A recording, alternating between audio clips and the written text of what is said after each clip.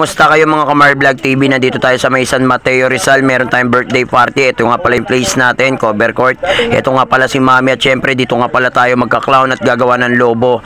At salamat nga pala kay Mami, pinagkape muna nga pala kami niya. At syempre ito, after natin magkape, gagawa na tayo ng lobo guys. Syempre habang gumagawa nga pala ako ng lobo, okay, so meron lang po kung gusto sabihin sa inyo sa mga solid supporters natin, sharer, top fans natin. Okay, next week kukuha ko ng 6 na tao na bibigyan natin ng blessing sa GCash. At eto na nga guys, okay, gagawa na nga tayo ng lobo, popormahan na natin. At tapos na nga nating pormahan yung ating harapan, yung ating basic backdrop. So ito, unti-unti na nating ikinakabit yung mga lobo sa taas. So medyo mahirap nga lang kasi medyo mataas nga yung ating pinagkabitan ng tali. At syempre medyo malawak. Ito guys, pakita ko lang yung mga lobong ginawa ko guys, diba? Simple lang pero maganda. Dumating na nga pala yung mga catering services. Ito yung mga tables nila, tinayunan nila at inayos na rin natin yung mga table natin.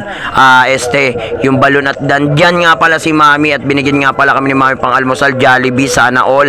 At tuwa nga pala si paring Ero dahil napakasarap ng almusal namin. Tara guys, kain tayo. Ito talagang gutom na kami dahil nga wala nga pala kaming kain kaninang umaga nung umalis kami. At ito, pakita ko lang sa inyo lahat yung ayos natin guys, diba? Napakaganda. At syempre ito yung harap niya guys, pakita ko lang ng focus. Ayan, okay ha.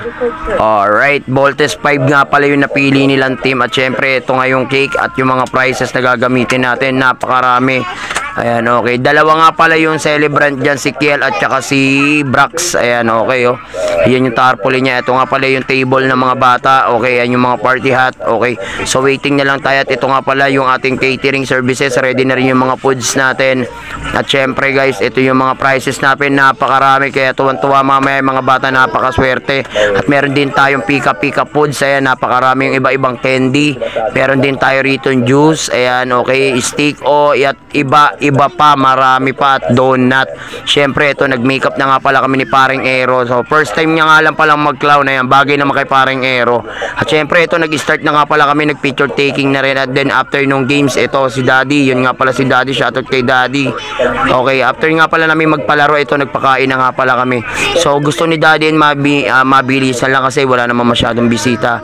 Ito nga pala yung mga foods guys, i-share ko lang sa inyo, napakasarap. Syempre ito guys, kain tayo, break time muna tayo, kakain na muna kami ni paring Ero. So hindi ko na nakunan yung ating mga games, better luck next time na lang guys. Ito nga pala yung cake, daming cupcake guys, oh. Los 3 yung cake na nandyan guys, 3 yung cake. Yun lang guys, maraming salamat sa panonood. Bye bye.